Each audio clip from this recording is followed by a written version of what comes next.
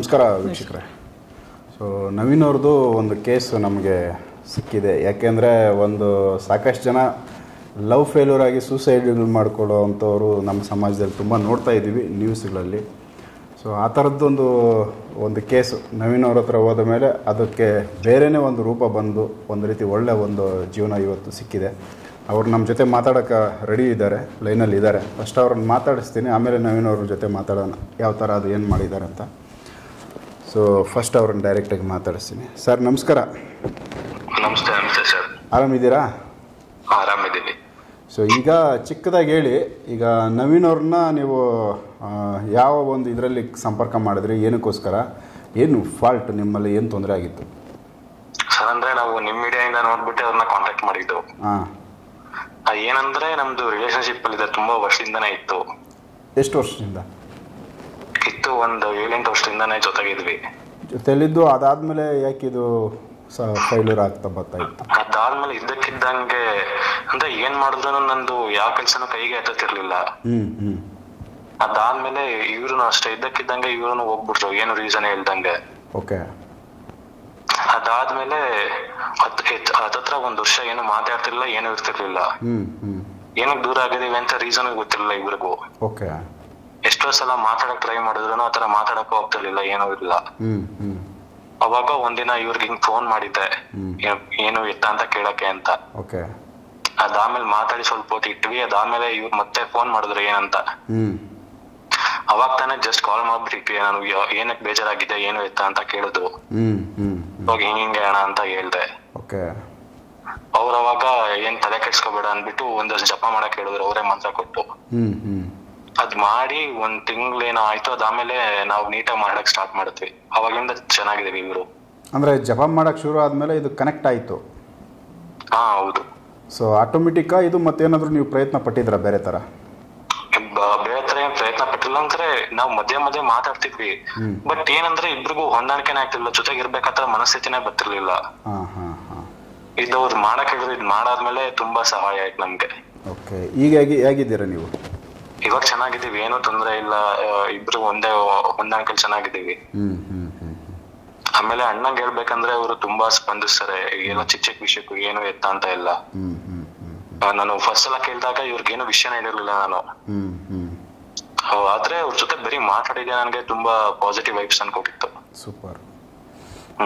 ಈಗ ಮದ್ವೆ ಆಗಿದ್ದೀರಾ, ಆಗ್ಬೇಕಾ? ಇಲ್ಲ, ಇನ್ನ ನಾವಿಬ್ರು ಕರಿಯರ್ ಸೆಟ್ ಮಾಡ್ಕೊಂಡಿಲ್ಲ. ಇನ್ನ ಅವರು ಓದ್ತವ್ರು, ನಾನು ಓದ್ತಾ ಇದ್ದೆ. ಸೊ ಇನ್ನೂ ಎಜುಕೇಶನ್ ಕಂಟಿನ್ಯೂ ಇದೆ? ಹಾ ಹೌದು. ಓಕೆ. ಒಂದು ಒಳ್ಳೆ ರೀತಿಯಲ್ಲಿ ತಂದೆ ತಾಯಿಗಳಿಗೆ ಅದು ಕನ್ವೆ ಮಾಡಿ ಅದಾದಮೇಲೆ ಒಂದು ಎಲ್ಲರ ಸಮ್ಮುಖದಲ್ಲಿ ಒಂದು ಸೊ ಒಳ್ಳೇದು ಇದು ಮದುವೆ ಆಗೋದು. ಸೊ ಒಂದು ಸ್ಟೇಜ್, ನೀವು ಒಂದು ಜಾಬ್ಗಳು ಇವೆಲ್ಲ ಉದ್ಯೋಗ ಅವಶ್ಯಕತೆ ಎಲ್ಲರಿಗೂ ಬೇಕು, ಅದಾಗುತ್ತೆ. ಅದಾದಮೇಲೆ ನೆಕ್ಸ್ಟ್ ನೀವು ತಂದೆ ತಾಯಿಗಳು ಸಮ್ಮುಖದಲ್ಲೇ ಇದನ್ನು ಮುಂದುವರಿಸಿ, ಒಳ್ಳೇದದು ಸಮಾಜಕ್ಕೆ. ಹೌದೌದು. ಅವ್ರು ನವೀನ್ ಅಣ್ಣ ಅವ್ರಿಗೆ ಥ್ಯಾಂಕ್ಸ್ ಹೇಳ್ಬೇಕು. ಅವ್ರು ತುಂಬಾ ಸೆನ್ಸಿಟಿವ್ ತರ ಸ್ಪಂದಿಸ್ತಾರೆ ಎಲ್ಲ ವಿಷಯಕ್ಕೂ ನೋಡಿಕ್ಕೆ. ಸೊ ಅವ್ರ ಕಡೆಯಿಂದ ನಿಮಗೆ ಎಷ್ಟು ನೈಟಲ್ಲಿ ಏನೋ ಫೋನ್ ಮಾಡಿದ್ದೀರಿ ನೀವು ಅಂತ ಹೇಳಿದ್ರು ಅವರು? 11:30. ಹೌದು, ನೈಟ್ ಫೋನ್ ಮಾಡಿದ್ವಿ. ಅಂದ್ರೆ ನನಗೆ ಅದು ಜಪ ಮಾಡಕ್ಕೆ ಭಯ ಆಗ್ತೈತಿ, ಇದೆಲ್ಲ ಏನು ಎತ್ತ ಅಂತ.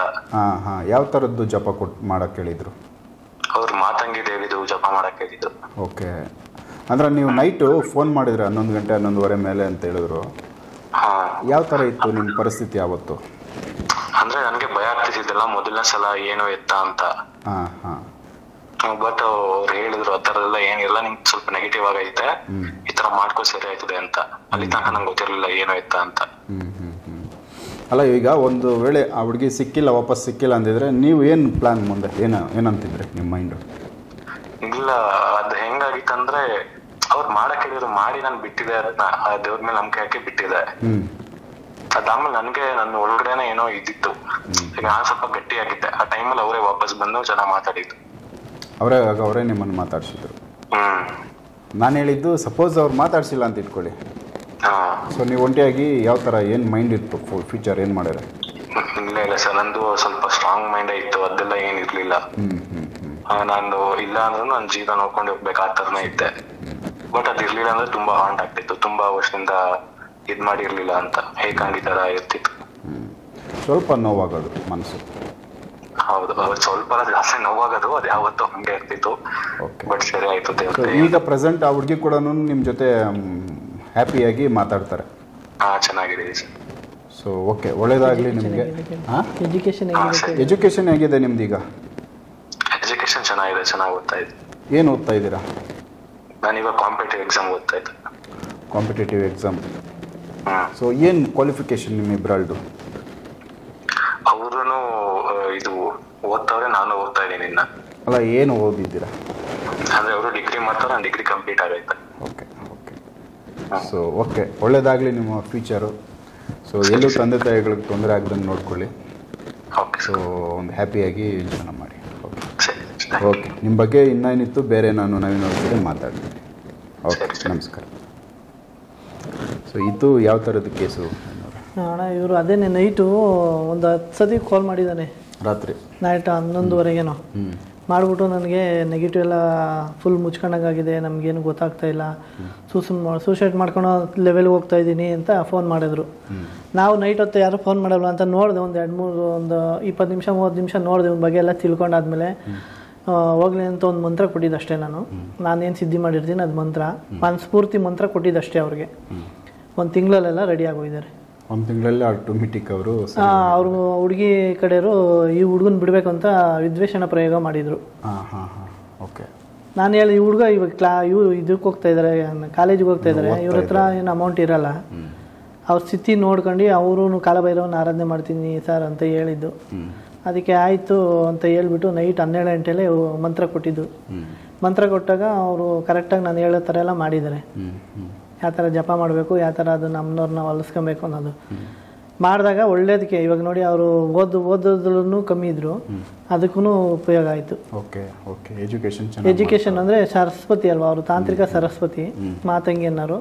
ಫಸ್ಟ್ ನಾವು ಯಾವುದೇ ವಿದ್ಯೆ ಕಲಿಬೇಕು ಅಂದರೆ ಆ ತಾಯಿ ಹೊಲಿಸ್ಕೊಬೇಕು, ಅವ್ರ ಆಶೀರ್ವಾದ ಇದೆ, ಯಾವುದೇ ಥರ ವಿದ್ಯೆನೂ ಕಲಿಬೋದು. ಹಂಗಾಗಿ ಉಪದೇಶ ಮಾಡಿದಾಗ ಅವ್ರಿಗೆ ಹೇಳಿದಷ್ಟೇ, ನಾನು ಬಾಯಿಂದ ಹೇಳಿದಷ್ಟೇ. ನಾಳೆ ಒಂದು ವೀಕ್ ಬಿಟ್ಟು ಫೋನ್ ಮಾಡಿದ್ರು ಮತ್ತೆ, ಅಣ್ಣ ಪಾಸಿಟಿವ್ ಅನ್ನಿಸ್ತಿದೆ ಚೆನ್ನಾಗಿ ಅಂತ. ಸರಿ ಆಯ್ತು ಮುಂದುವರ್ಸು ಅಂತ ಹೇಳ್ಬಿಟ್ಟು ಮುಂದುವರ್ಸಿದ್ರು. ಇವಾಗ 1 ತಿಂಗಳಲ್ಲಿ ಕಾಲ್ ಮಾಡಿದ್ದಾರೆ ನನಗೆ, ಚೆನ್ನಾಗಿದೆ, ಪಾಸಿಟಿವ್ ಇದೆ ಅಂತ. ಸಕ್ಸಸ್ ಆಗಿದೆ ಅಂದರೆ ಅಲ್ಲಿ ಇರೋದು ನಾವು ಏನು ಶಕ್ತಿ ಕಳಿಸ್ತೀವಲ್ಲ ಅಲ್ಲಿ ಚೆನ್ನಾಗಿ ವರ್ಕ್ ಆಗಿದೆ ಅಂತ. ಕೆಲಸ ನಾವೇನು ಸಿದ್ಧಿ ಮಾಡಿರ್ತೀವಿ ಅದು ಇನ್ನೊಬ್ರಿಗೆ ಉಪದೇಶ ಮಾಡಿದಾಗ ಆ ಪವರು ಅವ್ರಿಗೆ ಕಾಪಾಡುತ್ತೆ. ಅದೇ ನಾವು ಎಲ್ಲೋ ಬುಕ್ಕಲ್ಲೋ ಇಲ್ಲ ಈ ವಿಡಿಯೋದಲ್ಲೋ ನೋಡಿ ತಗೊಂಡ್ರೆ ಅದೇನು ವರ್ಕ್ ಆಗಲ್ಲ. ಒಬ್ರು ಯಾವ್ದಾದ್ರು ಬಾಯಿಂದ ಹೇಳಿದ್ರೆ ಅಷ್ಟೇ ಅದು ಚೆನ್ನಾಗಿ ವರ್ಕ್ ಆಗುತ್ತೆ. ಸೊ ಇದು ಒಂದು ರೀತಿ ಈಗ ಎಲ್ಲ ಲವ್ ಕೆಲವೊಂದಷ್ಟು ಅದರಲ್ಲೂ ಇವ್ರು ನೋಡ್ಬೇಕಲ್ವಣ್ಣ, ಇವಾಗ ಎಲ್ಲ ಲವ್ನು ಬರೀ ಮಾಡ್ಬಿಡ್ತಾರೆ, ಬಿಟ್ಬಿಡ್ತಾರೆ, ಸಮಾಜಕ್ಕೆ ತೊಂದರೆ ಆಗುತ್ತೆ. ಸೊ ಅದರಲ್ಲಿ ಏನಾದರೂ ಆನೆಸ್ಟ್ ಇದ್ದು ಕೆಲವೊಂದಷ್ಟು ಪರಿಸ್ಥಿತಿಗಳು ನೋಡಿಕೊಂಡು ಇದರಲ್ಲಿ ಏನೋ ಒಂದು ಸತ್ಯ ಇದೆ ಇಲ್ಲ ನ್ಯಾಯ ಇದೆ ಅಂತ ನಮ್ಗೆ ಗೊತ್ತಾಗಿದ್ಕೇನೆ ಅದು ಕೊಟ್ಟಿದ್ರು. ಭೈರವ ಸ್ವಾಮಿ ಕೇಳ್ಕೊಂಡೆ ನಾನು ಕೊಟ್ಟಿದ್ದು ಅವ್ರಿಗೆ. ಕಾಲಭೈರವ ಸ್ವಾಮಿ ನೈಟ್ ಹೊತ್ತು 12ರಿಂದ 3 ಗಂಟೆ ಗಂಟೆ ಆರಾಧನೆ ಮಾಡ್ತೀವಿ. ಆ ಟೈಮಲ್ಲಿ ಫೋನ್ ಮಾಡಿದಾಗ ಅದು ನಮಗೆ ಸೆನ್ಸ್ ಆಗುತ್ತೆ, ಆಯ್ತು ಮಾಡ್ಬೋದು, ಹುಡುಗ ಜನರೇಷನ್ ಇದ್ದಾನೆ ಅಂತ ಹೇಳಿದ್ಕೆ ಉಪದೇಶ ಮಾಡಿದ್ದು. ಮಾಡಿದ ಕಷ್ಟಬಿದ್ದು ಮಾಡಿದ್ಕೆ ಅವ್ರಿಗೊಂದು ಲೈಫಲ್ಲಿ ಚೆನ್ನಾಗಿರ್ತಾರೆ. ಅದು ಮಂತ್ರಶಕ್ತಿ ಅವ್ನು ಕೊನೆವರೆಗೂ ಇರುತ್ತೆ, ಅದು ವಾಪಸ್ ಬರಲ್ಲ ನನ್ನ ಹತ್ರ. ಕೊನೆಯವ್ರಿಗೆ ಈ ಥರನೇ ತುಂಬ ಜನಕ್ಕೆ ಮಾಡಿದ್ವಿ, ಚೆನ್ನಾಗಿ ರಿಸಲ್ಟ್ ಬಂದಿದೆ. ಸೂಪರ್. ಅಂದರೆ ಒಂದು ಮಂತ್ರ ಬಂದು ಮನುಷ್ಯನ ಯಾವ ರೀತಿ ಯಾವ ರೀತಿಯೂ ಚೇಂಜ್ ಮಾಡೋದು. ಯಾಕಂದರೆ ನಾವು ಇಲ್ಲಿ ಕಷ್ಟಪಟ್ಟು ಅದಕ್ಕೆ ಸಿದ್ಧಿ ಅಂದರೆ ಪವರ್ ತುಂಬಿತೀವಿ ಆ ಬೀಜಾಕ್ಷರಗಳಿಗೆ. ಆ ಪವರ್ ಬರೀ ಈ ಥರದ್ದಕ್ಕೆ ಸಮಸ್ಯೆಗೆ ಅಷ್ಟೇನಾ? ಇದು ಎಲ್ಲದಕ್ಕೂ ಯೂಸ್ ಆಗುತ್ತೆ, ಬೇರೆ ಎಲ್ಲ ಪ್ರತಿಯೊಂದಕ್ಕೂ. ನಮ್ಮ ಜೀವನಕ್ಕೆ ಎಲ್ಲ ಥರನೂ ವಿದ್ಯೆ ಒಂದಿದ್ರೆ ಏನು ಬೇಕಾದ್ರೂ ಸಾಧನೆ ಮಾಡ್ಬೋದಲ್ಲ. ನಾಲೆಡ್ಜ್ ಚೆನ್ನಾಗಿ ಬೆಳೀತದೆ. ಆದಿ ಸರಸ್ವತಿ ಅಂದರೆ ಇವರು ಜಾಸ್ತಿ ತಾಂತ್ರಿಕ ವಿದ್ಯೆ ಮತ್ತು ಮ್ಯೂಸಿಕ್ಕು, ಹಾಡೋದು, ಕಲಾ ಇಂಥವಕ್ಕೆ ಚೆನ್ನಾಗಿ ಯೂಸ್ ಆಗ್ತಾರೆ. ಇದು ಆದಿ ಸರಸ್ವತಿ ಮಾತಂಗಿ ರಾಜ ಮಾತಂಗಿ ಇರ್ತಾರೆ ಕೆಲವರು. ಈಗ ಎಜುಕೇಷನ್ಗೋಸ್ಕರನೇ ಕೆಲವರು ದಡ್ರು ಇರ್ತಾರೆ, ಇಲ್ಲ ಓದಕ್ಕೆ ಬರೋದಿಲ್ಲ, ಓದಿದ ತಲೆಗತ್ತಲ್ಲ.